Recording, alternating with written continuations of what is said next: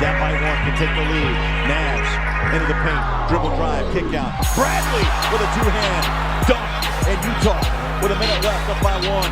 Great pass, good offense.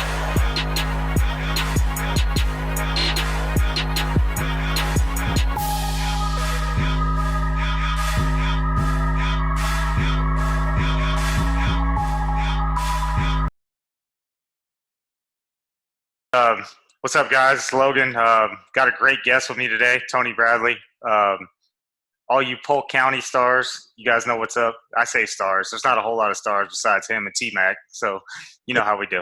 We got Bacon, too. What'd you say? We got Dwayne Bacon. You got Dwayne Bacon. And I could go down the list, too, with the football guys. You know, I'm friends with Black and Pouncies and Rainey. You know, they did all right over there, too. A lot of football, yeah. A lot of football, but basketball-wise, though, Polk County, who's best known in Polk County?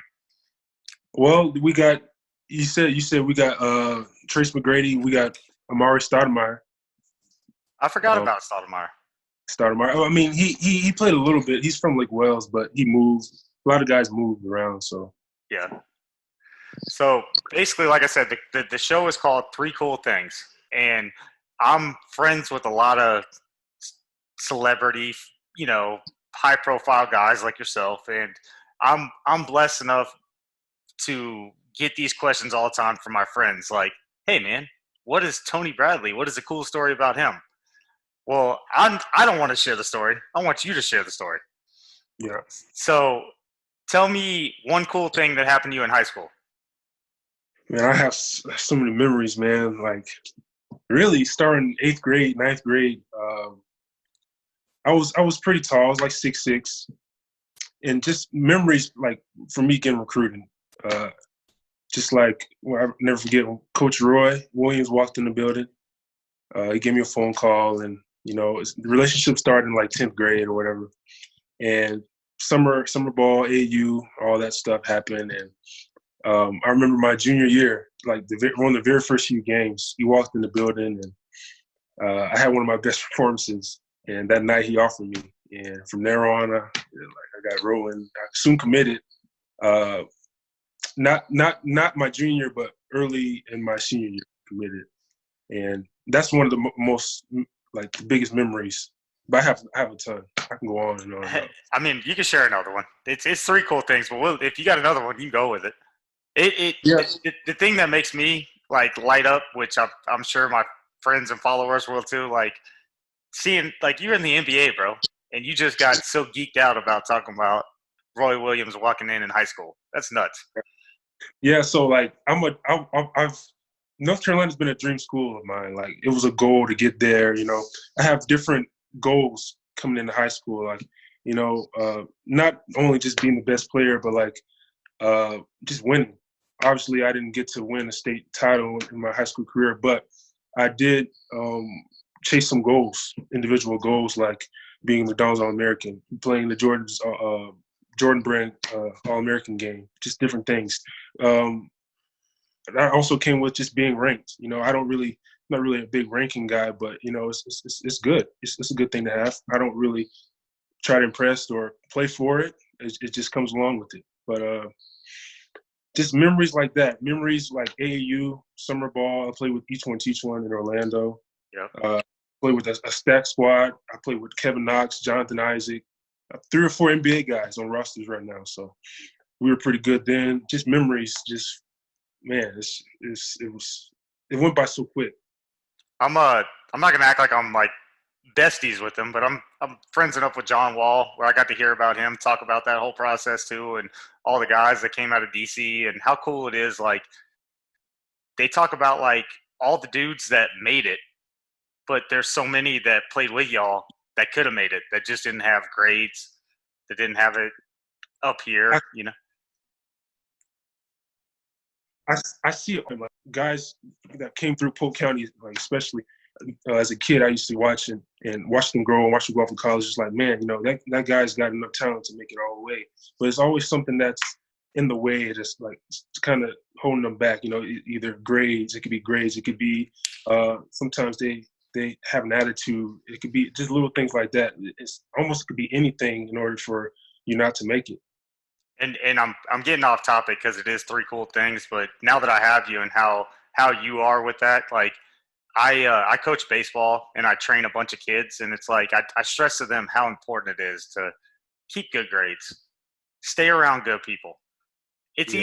easy to go do the wrong thing, but Yeah, to for sure. stay in there and do the right thing, like in to have people like yourself where it's a proven point where if you do the right thing and you stay away from that, you could easily take another route. Yeah. I wouldn't say you're sacrificing yourself to do better, but like I it's so easy to drift off and like especially following others. Like Yep. it could be I've had friends, I probably had to, distance from. I can't do what they're doing. I'm trying to be somewhere. I'm trying to get to a place, and following them, it won't allow me to do that. Yep. So little things like that, to where I was focused. I had a tunnel vision. I had goals. Yep. And messing with that guy over there, I can't get to where my goal is. Are you proud of the decision you made? For sure. I have friends. I still have friends, and I still keep in contact with those guys. But it's some things you just got to know right from wrong. You Yep. got to go check that. Well, I'm not going to drift too far off topic. I'm going to get to the second one. The second cool thing. Tell me about the draft process. Tell me how that went down with you. Tell me something cool with that. So before the draft, coming off of a national championship with University of North Carolina, I stood into the draft process, and I think I worked out for about 15 or 16 teams. Just constantly, I would probably each week have 2 or 3 workouts, flying from one city to the next, playing. There's probably 6 players each draft workout. From colleges, 6 prospects or whatever you say, and we'll probably play 3-on-3. We'll do like skill drills, play full court 3-on-3, half court 3-on-3. They'll put us through some game like things, and they're just trying to just get the feel of us, get to know our game a little bit more, get to know us, and after we play, they'll interview us and just to get to know us a little bit better. So I did that 16 times. So for a good maybe 2 months, 2.5 months, maybe good 2 months, a month and a half, I was on the road just traveling, trying out and playing in front of teams. And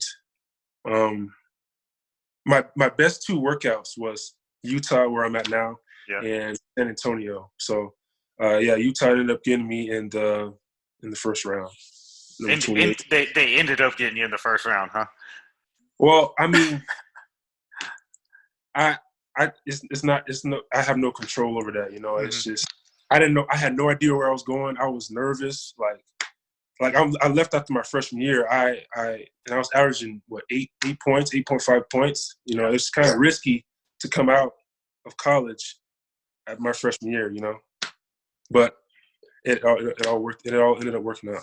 It clearly did, man. It's a truly remarkable story. It's cool getting to watch you play, even knowing you firsthand and seeing all that. It's cool stuff. Yeah. I'm going to go a little off topic. Most people want to know about college, high school, this, that. I want to know. I guess it's public record, right? What'd you sign for? I signed a rookie deal. The first 2 years was, I think, 2 years for like $3 million. You think you got like $3 million? Honestly, man, to be honest with you, I don't really pay attention to that type of stuff. I mean, I know I got like 1.4 my first year, and then my second year I got like 1.9. So last year I got 1.6. So that's 3. Okay.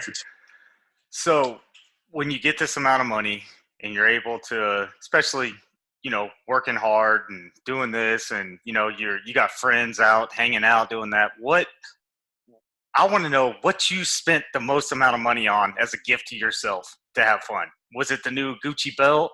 Was it the new Benz? Was it a Bentley? What'd you get, bro? Well, my first year, I'm a cheap dude. I'm a cheap 100. You got a Kia? I'm a cheap dude. So my rookie year, I hardly bought anything. I just wanted to save it. honestly. Yeah. I don't know my future. I don't know my future. Smart. I don't know how long I'll be in the league. So, but then after my first year, I ended up getting a car. I wanted a car back. So I got the Range Rover. My dad's a dealer, so I got a good deal on it. So like we went to the auction and got it, a brand new Range, and that ran me about. It ran me about. You don't got to get into all that. They don't need to hear the prices. Oh, okay. Yeah. You don't got to get into all that. Like, unless you're trying to plug your dad, though. Like, if he can get it on the low. Well, yeah, my dad's a dealer, so that's how I got it. Yeah, he plugged me. But yeah, that's my first purchase. Probably my very first big purchase. And I was trying to wait as long as I could, but had to pull the trigger on it. I get it. All right. Well, like I said, it's supposed to be 3 cool things, but I'm going to go off a little bit and ask for one more. The 4th cool thing. Who is the coolest person that you've ever had a conversation with?